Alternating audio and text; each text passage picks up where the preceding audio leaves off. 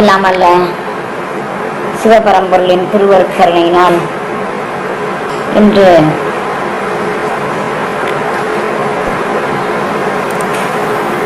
தாய்மான சுவாமிகள் பாடல் காண்பேனோ என் கண்ணே அப்படிங்கக்கூடிய தலைப்புல நேற்றைக்கு 10 கன்னிகளுக்கு விளக்கம் பார்த்துருக்குறோம்.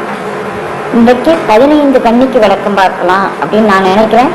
எம்பெருமான் என்ன நினைச்சிருக்கிறான்னு பார்க்கலாம். குருவே சரணம்.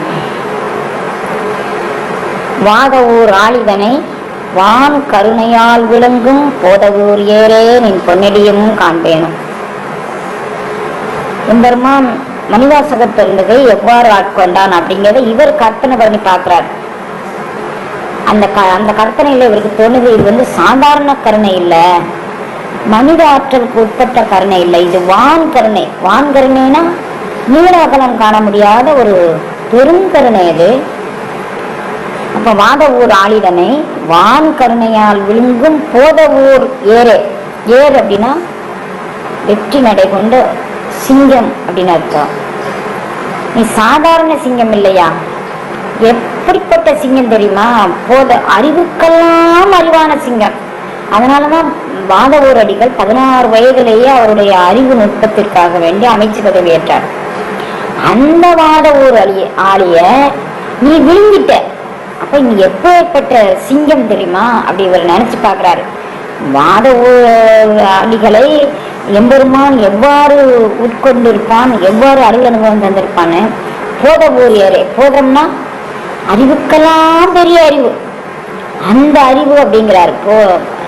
அத இறைவனை பத்தி சொல்லும் போதே சுத்த அறிவு அப்படின்னு சொல்லுவாங்க. மணிவாசகர் வார்த்தையில சொன்னா அஞ்ஞானம் தன்னை அகழ்விக்கும் நல் அறிவே.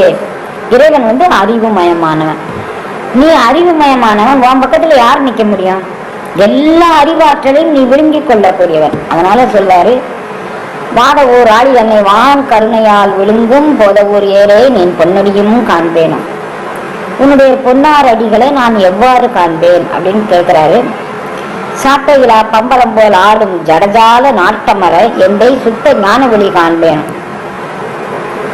பம்பரத்துல ஒரு சின்னதா ஒரு கயிறு கொண்டு பம்பரம், அதாவது ஒரு சுத்தக்கூடிய ஒரு ஆற்றல் உடையது. சின்ன ஆணி இருக்கும், அதுக்கு மேல ஒரு கும்பின் மாதிரி ஒரு மரக்கட்டையில செஞ்சு வச்சிருப்பாங்க. அதுல கயிறை நல்லா சுத்திக்கிட்டு கீழே இப்படி சுண்டி இழுத்தோம்னா பம்பரம் அப்படியே நல்லா சுழலும். சுழண்டு என்ன செய்யும்? பம்பரம் தன் ஆற்றலை இழந்து அப்படியே கீழே விழுந்துடும். இறை உணர்வுல இருந்து நம்ம புரிஞ்சு வந்துட்டோம் அப்படின்னு வச்சுக்கோங்களேன். அப்ப நம்ம என்ன செய்யணும்? இந்த சகஜாலத்துல இந்த உலகியல் வாழ்க்கையில தாய் என்றும் சே என்றும் நீ என்றும் நான் என்றும் ஒரு ஆட்டம் போடுவோம். அந்த ஆட்டம் ஓய்ந்து சாட்டையோடு கூடிய பம்பரம் கயரோடு தொடர்புடையதா இருக்கும். அப்ப கீழே விழுந்தா கூட மீண்டும் சுத்தி கயிறை சுத்தினா போட்டுக்கிறோம், அது மீண்டும் ஆட வைக்கலாம்.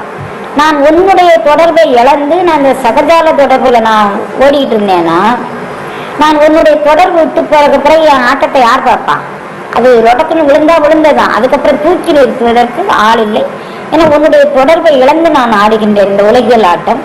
அது நிற்பது எப்போது அப்படின்னு கேட்கிறார். சாட்டையிலா பம்பரம் போல் ஆடும் ஜடஜால வாட்டமர எந்தை சுத்த ஞான ஒளி காண்பேனும். இந்த உலகத்துல அப்படியே சுழண்டு கீழே விழாம எம்பெருமானே உன்னுடைய ஞான வெளியை நான் எவ்வாறு காண்பேன்? மன்றாடும் வாழ்வே மரகதன் சேர் மாணிக்க கொண்டு நின் தாழ் கீழ் குடிபெறவும் காண்பேனும்.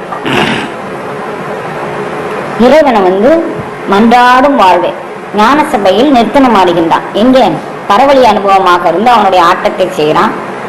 அருளடியவர்கள் உள்ளத்திற்குள்ளும் உடலுக்குள்ளும் நின்று அவனுடைய ஆட்டம் நடக்கு. அப்ப மன்றாடும் வாழ்வே மரகதன் சேர் மாணிக்க கொண்டு அவன் இந்த உலகியல் செயலை எவ்வாறு செய்கின்றான் என்றால், அவனே எல்லாமாகவும் இருக்கிறான். ஆனால் தன்னுடைய சக்தி வெளிப்பட்டு அந்த மரகதம் இவன் நல்ல சுத்த வர்ணத்துல ஒளி வண்ணத்துல இவன் இருக்கிறான். இவங்கிட்ட இருந்து மரகத வண்ணத்தில் அந்த அருட்சக்தியை தோற்றுவித்து இந்த உலக ஆட்டத்தை நடத்துகின்றான். அப்படிங்கிற மன்றாடும் வாழ்வே மரகதம் சேர் மாணிக்க கொண்டு நின் தாழ் கீழ் குடிபெறவும் காண்பேன். உன்னுடைய அடியின் கீழ் நான் குடிபெற்று நான் நிலை பெற்று நிற்பது எக்காலம் அதை காண்பேனோ அப்படிங்கிறார். பொய் என்று அறிந்தும் எமை போக ஒட்டாது ஐய இந்த வையம் கனமயக்கம் ஆற்றிடவும் காண்பேனும்.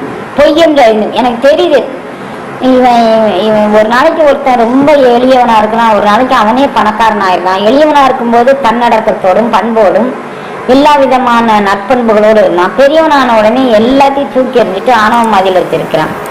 இன்னொருத்தன் பெரிய பணக்காரனா இருக்கிறான், அவன் ஒரு நொடியில எல்லாத்தையும் இழந்துட்டு அவன் எல்லாராலும் இகழப்படக்கூடிய சூழ்நிலைக்கு வந்துடான். இதெல்லாம் எனக்கு தெரியுது, உலகம் பொய் தான், நானும் அதுல பொய் தான் அப்படின்னு. நான் அதுல நிலை பெற்று நிற்பது எவ்வாறு அப்படிங்கிற மண் பொய் என்று அறிந்தும் எமை போக ஒட்டாத ஐய. இதெல்லாம் தெரியுதுல்ல எனக்கு, இந்த மானிட வாழ்க்கை பொய் தான் தெரியுது. பணக்காரன் ஏழையாவதான், ஏழை பணக்காரனாவதான். மாயை வசத்தால ஒரு தாய் தன் பிள்ளைகளை விட கூட ஒட்டுறவு கொள்ள மாட்டாங்க, பிள்ளைங்க தாயோடு கூட ஒட்டுறவு கொள்ள மாட்டேங்கிறாங்க.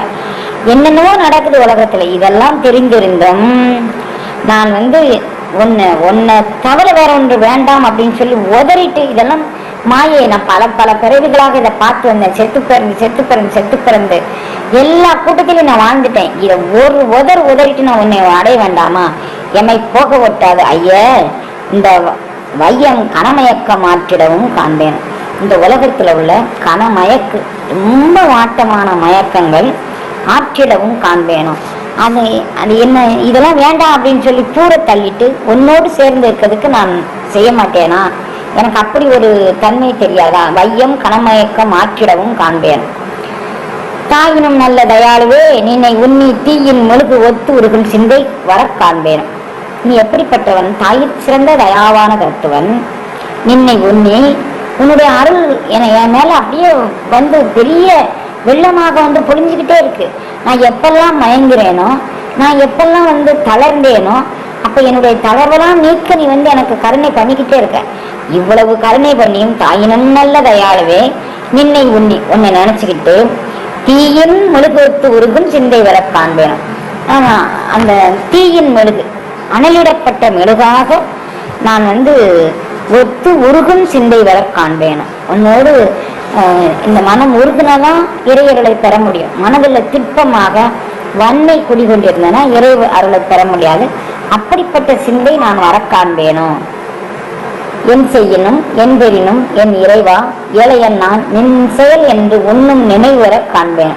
நான் என்னென்ன செஞ்சாலும் சரி, என் செய்யணும் என் பெறினும், நான் என்ன செஞ்சாலும் சரி, என்ன பெற்றுக்கொண்டாலும் சரி, எனக்கு என்ன கிடைச்சாலும் சரி, என் இறைவா ஏழையன் நான் நின் செயல் என்று உண்ணும். இது எனக்காக உரியதல்ல. நான் என்ன செஞ்சாலும் அது உன்னுடைய திருவிளையாடல். நீ என்னை உய்யக் கொள்வதற்காக வேண்டி நடத்தும் இந்த திருவிளையாட்டுன்னு சொல்லி நான் உன் செயலாகவே அதை பார்க்கும் நாள்.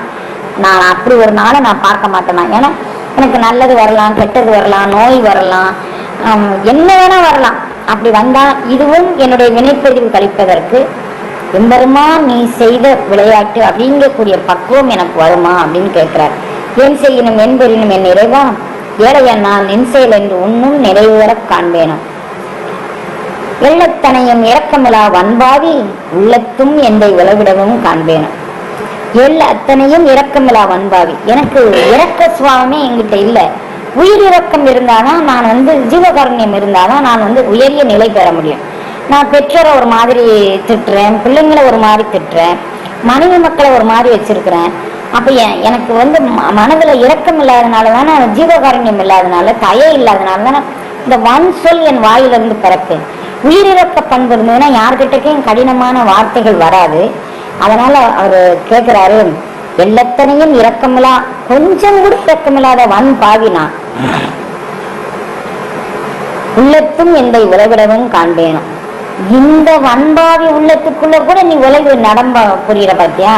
அந்த உணர்வை நான் உணர்றேன் பாத்தியா? இதுதான் நீ தாயினும் சிறந்த தயாளுவே அப்படின்னு எனக்கு தோணுது. நான் சாதாரண ஆளு, என்கிட்ட இரக்கம் என்பது கிடையாது, என்கிட்ட எந்த தகுதியும் இல்லை. ஆனா என்னை ஆட்கொண்டு என் உள்ளத்துக்குள்ள நீ நிலை நிற்கிறத நினைச்சா நான் என் உள்ளத்து எந்தை உலவிடவும் காண்பேனும். வஞ்சகத்துக்கு ஆலயமாம் வல்வினையேன் கெடுவேன் நெஞ்சகத்தில் ஐய நீ நேர்பெறவும் காண்பேனும். எனக்கு இது கருணை கோயில் அப்படிங்கிறாங்க, இது தயவு கோயில் அப்படிங்கிறாங்க, இது தயவு திருச்சாலை அப்படிங்கிறாங்க. எந்த இடத்துல போனாலும் இது தர்மச்சாலை, இது தவச்சாலை, இது. ஆனா வன்னெஞ்சகத்திற்கும் கொடுமையான நெஞ்சுக்கும் ஒரு சாலை உண்டு, ஒரு தவம் உண்டு, ஒரு கோயில் உண்டுன்னா அது என்னுடைய உடல் தான், என்னுடைய உள்ளம்தான். அப்படிப்பட்ட எனக்குள்ள வஞ்சகத்துக்கு ஆலயமாம் வல்வினையன், என்னுடைய வல்வினையனாலதான் என்னுடைய இந்த உடல் முழுதும் வஞ்சகம் நிரம்பி இருக்கு. வஞ்சகத்துக்கு ஆலயமாம் வல்வினையன் கெடுவேன் நெஞ்சகத்தில் ஐயா நீ நேர்வருவனும் காண்பேன். என்னுடைய நெஞ்சுக்குள்ள நீ நேர்வற்று நிற்பதும் காண்பேனும். தொல்லை பிறவி பெயர்கிடவும் எந்தை பிரான் மல்லல் கருணை வழங்கிடவும் காண்பேன். தொல்லை பிறவி பெயர்கிடவும் எனக்கு பல ஆண்டு கால பிறவியில தொல்லை பிறவி பெயர்கிடவும் எந்தை பிரான் மல்லல் கருணை. மல்லல் கருணை அப்படின்னா வான் கருணை, மிக பெருங்கருணை. அதுக்கு மல்லல் கரை காட்டி அப்படின்னு சொல்லி திருவாசகத்திலே சொல்லார். மல்லல் கரை காட்டினா நான் கரையேறுவதற்கு பெருங்கரையை காட்டினான்னு. இது மல்லல் கருணை வழங்கிடவும் காண்பேனோ அப்படிங்கிறார். தொல்லை பிறவி பெயர்கிடவும் எந்தை பிரான் மல்லல் கருணை வழங்கிடவும் காண்பேனோ. வானாரும் கண்ணார் மயல் கடலில் ஆழ்ந்தேன் சற்று ஆளாக எந்தை அருள் செய்வதும் காண்பேனோ. நீ எப்படிப்பட்டவன்னா வானாரும் கண்ணார் மயல் கடலில் வாழெடுத்த கண். வாழாரும் கண்ணார்னா வாழெடுத்த கண். வாள் என்ன செய்யும்? ஒரு ஆளை அப்படியே அறுத்துரும். கண்ணாலேயே என்னுடைய ஒவ்வொரு அங்க அவயவங்களையும் பலவீனப்பட செய்து அந்த கண் பார்வை அவங்க பாக்குறாங்க பாருங்க. அந்த வாளாரும் கண்ணார் மயல் கடலில் ஆண்டேன். அவர்கள் மயக்கக்கூடிய மயக்க கடலுக்குள்ள நான் ஆழ்ந்தேன். சற்று ஆளாக எந்தை அருள் செய்வனும் காண்பேன். நீ எனக்கு கொஞ்சம் திருக்கரணை பண்ண, கொஞ்சம் திருக்கரணை பண்ணி நான் ஆளாவதற்காக வேண்டி இந்த மையல்ல இருந்து நானா விடுதலை பட முடியாது. எந்த ஜீவனும் அப்படி விடுதலை பெற்றதா வரலாறுல இதுவரை நான் கடந்து வந்த நிறைய ஆச்சாரியார்கள், பரமாச்சாரியார்கள், எத்தனையோ பேருடைய வரலாறை பார்த்திருக்கும் போது அவங்களுக்கு இறைவன் தன்னுடைய அருளொளியை வான்கருணை பொழிவை அவங்க சிந்தை மலம் கழுவ இழியும் ஆனந்தத்தை அருட்கடலால் நெஞ்சத்து அழுக்கை துடைத்த பிறகு அவனுடைய கருணையை காட்டியிருக்கிறான். எனக்கும் அந்த கருணையை காட்ட மாட்டேயா அப்படின்னு சொல்லி கேட்கிறார். அருள் அனுபவம் பட்ட உடனே இந்த அழுக்குகள் எல்லாம் கழுவப்படுது. அப்ப எல்லாரும் ஏங்கி இருக்காங்க. அவங்க என்ன பண்ணியிருக்கிறாங்க அப்படின்னா, இறைவனுடைய அருளுக்கு இனி தாளையன் நான் பட முடியாது, இனி தூரம் பட முடியாத அரசே, பட்டதெல்லாம் போதும் இந்த பயம் தீர்த்து இப்பொழுது என் உடல் உயிர் ஆகியவெல்லாம் நீ எடுத்துக்கொண்டு உன் உடல் உயிர் ஆகியவெல்லாம் உவந்து எனக்கு அளிப்பார். அப்படிதான் நீ எனக்கு கொடுத்து என்னை ஆட்கொள்ளணும்னு கதறி கதறி அழுதிருக்கிறாங்க. எப்படியாவது என்னை ஏந்துகள், எனக்கு இந்த சரீரத்தினுடைய தரிக்கிலேன் காய வாழ்க்கை சங்கராகும். இந்த சரீரத்துக்குள்ள இருந்து நான் சாப்பிட்றதும், நான் தூங்குறதும், நான் இனவிருத்தி பண்றதும், நான் மக்கள் எல்லாம் பார்த்து மயங்குறதும், இதெல்லாம் பார்க்கும்போது தரிக்கிலேன் காய வாழ்க்கை. இதை சுமந்துக்கிட்டு நான் எவ்வளவு காலம் இருக்குது, என்னை அப்படியே எடுத்துக்கோ அப்படின்னு எல்லாரும் அலறி இருக்காங்க. அப்படி அலர்னா அவர் அந்த அலரும் அடியவர்களுக்கு தன்னுடைய வான் கருணை பொழிவாக தன்னுடைய திருவடி அனுபவத்தை அவன் காட்டி கொடுக்கிறான். அப்படி காட்டி கொடுக்கும்போது நாளாரும் கண்ணார் மயல் கடலில் ஆழ்ந்தேன். அந்த அவங்களுடைய மையக்கடலுக்குள்ள நான் ஆழ்ந்தேன். சற்று ஆளாக எந்த அருள் செய்யும். நான் நாளாவதற்கும் நீ கருணை செய்ய வேண்டும் அப்படின்னு சொல்லி வேண்டியிருக்காங்க. அப்படி வேண்டும் அடியவர்களுக்கு இந்த வாளாரும் மங்கையனுடைய மையல் கடல் தீர்த்து அருள் அனுபவத்தை வாரி வாரி அவன் கொடுத்துள்ளான். பஞ்சாய் பறக்கும் நெஞ்சப்பாகியை நீ கூவி ஐயா அஞ்சாதே என்று இன்னருள் செய்யவும் காண்பேனான். பஞ்சாய் பறக்கும். பஞ்சு ஒரு இடத்துல நிலை கொண்டு நிற்காது. ஒரு சின்ன காற்று கூட அது அலைபடும், அங்கும் இங்கும் அது ஓடி அலைபடும். பருத்தி செடி வச்சிருக்கிறவங்க பார்த்தீங்கன்னா இன்னைக்கு இப்படி மொக்கு மாதிரி இருக்கும், நாளைக்கு சூரிய வெளிச்சு பட்ட உடனே அது என்ன ஆயிடும், அப்படியே எல்லாம் பூவா மலர்ந்து இருக்கும். ஒரு காற்று அடிச்சுன்னு வச்சுக்கோங்க, பருத்தி செடியில அந்த மொக்கோட அந்த இது மட்டும்தான் நிற்கும், ஒரு பருத்தி கூட நிற்காது, எல்லாம் காத்துல பறந்து போயிடும். அது சாதாரண ஒரு காற்றுக்கு செடியில உள்ள பஞ்சே அப்படி பறக்கும். அப்ப கையில் ஆகப்பட்ட பஞ்சு சும்மாவா இருக்கும், அது அப்படியே பறந்து ஓடிடும். அது மாதிரி பஞ்சாய் பறக்கும் நெஞ்சப்பாவி, என் நெஞ்சம் என்ன செய்யுது, ஒரு சின்ன சலனத்துக்கு கூட அதை அப்படி அங்கும் இங்கும் ஓடி என்னை ரொம்ப களைப்பட வைக்குது. பஞ்சாய் பறக்கும் நெஞ்சப்பாவியை நீ கூவி அப்படி அலைவாயிட என்ன, வாப்பா இந்த வா அப்படி சொல்லி கூவி ஐயா அஞ்சல கண்ணா, இதெல்லாம் சகஜண்டா, அந்த உடல் எடுத்ததுக்கு இதெல்லாம் சகஜம். நீ என்ன பண்ண, நான் ஒரு 6 மாதமோ 1 வருஷமோ நீ கொஞ்சம் பொறுமையாக உனது வினை பழுக்கும் காலம் வரை கொஞ்சம் பொறுமையா இருடா அப்படின்னு ஒரு வார்த்தை நீ சொல்லிட்டு வச்சுக்கோ. நான் எங்கெங்க பறந்தானாலும் எம்பெருமான்னு சொல்லியிருக்கிறான், ஒரு 6 மாதம் பொறுக்க சரி. அதுக்குள்ள அவன் என்னை கூவிக்கொள்வான், நான் இந்த காய வாழ்க்கையிலும் எனக்கு விடுதலை அளிப்பான் அப்படிங்கிற ஒரு உறுதிப்பாடு எனக்கு கிடைச்சிடும். அப்ப நீ அப்படி ஒரு அருள் செய்யும் காலம் ஒரு காலம் உண்டாப்பா, எனக்கு நீ அதை காட்டித்தர மாட்டியா? பஞ்சாய் பறக்கும் நெஞ்சப்பாவியை நீ கூவி ஐயா அஞ்சாதே என்று இன்னொரு செய்யவும் காண்பேனும். காடு கரங்காக்கி அலம் வந்து உழன்று மனம் மாடும் என ஐயா நீ வாயனவும் காண்பேனும். ஆடு கரங்காய், கரங்குன்னா இந்த ஓலையில ஒரு காற்றாடி செஞ்சு வச்சிருப்பாங்க. அந்த காற்றுக்கு எதிர்த்து செயலை கொண்டு போனா கிருன்னு அது வாட்டில் சுற்றிட்டே இருக்கும். அந்த சுற்றக்கூடிய அந்த கரங்கு அந்த ஓலையில செய்ய அதுக்கு காற்றாடி அப்படிம்பாங்க. கரங்குன்னா காற்றாடி. காற்றாடி காற்றின் எதிர்த்து செயலை நம்ம போனோம்னா அப்படியே சுத்திக்கிட்டே இருக்கும். அது மாதிரி ஆடு கரங்காய்க்கு அலம் வந்து உழந்து மனம். அது எந்த இந்த திசையை பார்த்து ஓடுனா இங்க இருந்துக்கிறேன்னு சுத்தம், இந்த திசையை பார்த்து ஓடுனா இங்க இருந்துக்கிறேன்னு சுத்தம்.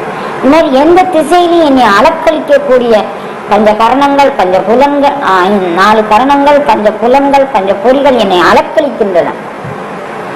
ஆடு கரங்காய்க்கு அலம் வந்து உழன்று மனமாடும் என்னை. என் மனமெல்லாம் எனக்கு கஷ்டமா இருக்கு. நான் என்கிட்ட யார்கிட்டையும் என்னால சொல்ல முடியல. நான் என்ன நினைக்கிறேன்னு நான் யார்கிட்ட போய் சொன்னேன். என் முன்னால எனக்கு ரொம்ப ஆதரவா பேசுற மாதிரி இருப்பாங்க, அப்புறம் புறம் பேசுவாங்க. எனக்கு மனம் ரொம்ப கஷ்டப்படுதுண்ணா.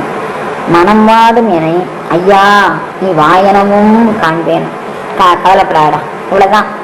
இன்னைக்கு ஏறவே நான் உன்னை கூட்டுக்கிறேன்டா. என்னுடைய அருள் வெள்ளத்துக்குள்ள போத ஊர் ஆளியை வியாத ஊர் ஆளியை விழுங்குற மாதிரி நான் ஒண்ணு விளைவிக்கிறேன்டா. அப்படி ஒரு வார்த்தை சொல்ல எனக்கு, அப்படி நீ சொல்ல மாட்டியா? ஆடு கரங்காகி அலமண்டு உழன்று மனம் வாடும் என ஐயா நீ வாயனவும் காண்பேனும்.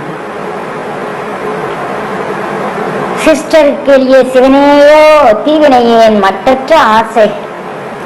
சித்தருக்கு எளிய சிவனேயோ தீவினையேன் மட்டற்ற ஆசை மயக்கு அறவும் காண்பேனும். எல்லா சீடர்களுக்கு, சித்தர்னா சீடர்கள், நெறி நிற்கிறவர்களுக்கு சித்தர் அப்படின்னு பேரு. ஒழுக்க நெறியில் கடைப்பிடித்து வாழ்கிறவர் சித்தர்னு சொல்லுவாங்க. சீடர்கள் அப்படின்னு சொல்லலாம். அவர்களுக்கெல்லாம் நீ அருள் செய்கின்றாயே. சித்தருக்கு எளிய சிவனே, அந்த உன்னுடைய ஒழுக்க நெறி நிற்பவர்களுக்கு எளிமையானவனாக நீ இருக்கின்றாய். சித்தருக்கு எளிய சிவனேயும் தீவினையேன் மட்டற்ற ஆசை மயக்கறவும் காண்பேன். எனக்கு எல்லையற்ற ஆசை எதில் இருக்கு? உலகியல் பந்தத்தில் அப்படியெல்லாம் இருக்கு. இதுல உள்ள மயக்கத்தை அறுத்து என்னையும் ஏனைய நெறி நின்றவர்களுக்கு என்ன கருணை பண்ணியோ அந்த கருணையை எனக்கும் பண்ண நான் காண்பேனோ. உள் நின்று உணர்த்தும் உழப்பிலா வந்து நின் தன் என்ற சார்ந்தாருள் சார்ந்திடவும் காண்பேனோ. உள்ளின்று உணர்த்தும் உழப்பிலா ஒன்று எனக்கு உள்ளுணர்வு தோன்றுமாறு, என்னுடைய ஆத்மபோதம் வெளிப்படுமாறு நான் தற்போதம் இழந்து என்னுடைய ஜீவபோதம் இழந்து சிவபோதத்துக்குள் நான் மூழ்குமாறு எனக்கு இறைவன் உணர்த்துகின்றான். உழப்பிலா ஒன்று நீ சிவபோதத்திற்குள் கிளக்கக்கூடியவன் அப்படிங்கக்கூடியதை எனக்கு அவன் உணர்த்துறான். உள் நின்று உணர்த்தும் உழப்பிலா ஒன்று நின் தன்னென்ற சார்ந்த அருள் சார்ந்திடவும் நின் தன் என்ற சார்ந்த அருள் சார்ந்திடவும் காண்பேன். நான் உன்னை சார்ந்து உன் அருளில் நான் நிற்பதற்கு நான் அப்படி ஒரு காட்சியை நான் பெறுவேனாப்பா. ஓடும் கருத்து ஒடுங்க உள் உணர்வு தோன்ற நீனை கூடும்படிக்கு இறை நீ கூட்டிடவும் காண்பேன். ஓடும் கருத்து ஒடுங்க. அங்க ஒரு தியானம் என்னன்னா, ஒரு கண்ணை மூடி ஒரு இடத்துல போய் உட்காரன்னா எல்லாம் ஒண்ணுமே இல்லை. தியானம் வரைக்கும் நம்ம போக வேண்டாம். தியானம் மிக பெருசு. சாதாரணமாக 2 மந்திரம் சொல்லணும்னு நினைக்கிறேன். என் பிரார்த்தனை என்ன, இந்த ஒரு சொல்றாருல, நான் என் மனசு இதெல்லாம் நீ என்னுடைய எண்ண ஓட்டங்களை அடக்கு, என்னுடைய சிந்தனை ஓட்டங்களை அடக்கு, என்னை வா என்று கருணை செய். மாதவரரை எப்படி ஆட்கொண்டாயோ, சுந்தரரை எப்படி ஆட்கொண்டாயோ, அப்புறரை எப்படி ஆட்கொண்டாயோ, அது மாதிரி என்னையும் ஆட்கொள்ளு. எனக்கு ஏதோ அருள் அனுபவம் கிடைத்ததாக நான் நினைத்து கொண்டிருக்கிறேன். அது மயக்கா இது உண்மையிலே அருள் அனுபவம் தான் பெற்றேன். நான் அப்படி பெற்றிருந்தா நீ ஒரு நாளைக்கு என்கிட்ட பேசேன். நான் உன்னை இத்தனாம் தேதி கூட்டுக்கிறேன், 6 மாசம் கழிச்சு கூட்டுக்கிறேன், 1 வருஷம் கூட்டுக்கிறேன், அப்படி மாதிரி சொல்ல நீ என்கிட்ட. அது மாதிரி எல்லாம் இவர் பாட்டில் அவர் இறைவன்ட்ட ஒரு விண்ணப்பம் வைக்கிறோம். நமக்கு விண்ணப்பம் வைக்க தெரியல. அப்ப தாய்மானவர் என்ன பாடுறாரோ அது மாதிரி நம்ம பாடுவோன்னு போய் பாடப்போனா 2 கண்ணியும் கூட 2 கண்ணி என்ன, ஒரு கண்ணியில் உண்டான ஒரு வார்த்தை கூட நம்மளுக்கு மனசுக்குள்ள நிற்காது. அதுக்குள்ள இந்த கண்ணியை பாடும் மனசு. ஒன்று அந்த சுருதியில் போயிடும். இது இப்படி பாடினா நல்லா இருக்குமா, அப்படி பாடினா நல்லா இருக்கும். அப்படி இல்லை இப்படின்னா அங்கே அன்னைக்கு அவன் அதை சொன்னான், இன்னைக்கு நீ இதை சொன்னான், இன்னைக்கு அவன் அதை சொன்னான், அல்லது இந்த பொருளாதார தடை இருக்கு, அல்லது மகனுக்கு பிள்ளை பெறணும், மகளுக்கு பேர்காலம் பார்க்கணும், இதுக்கு அங்கே போவோமா இங்கே போவோமா, எண்ணத்திலே உன போய் மனதை மாட்டிக்கிட்டு, ஆனால் வாய் மட்டும் நல்லா உள்ளென்று உணர்த்து முறப்பில் வந்து நீ கண்ணென்ற சார்ந்தார்கள் சார்ந்திடவும் காணும். எல்லாம் வாயை எல்லாமே சொல்லிட்டே இருக்கும்.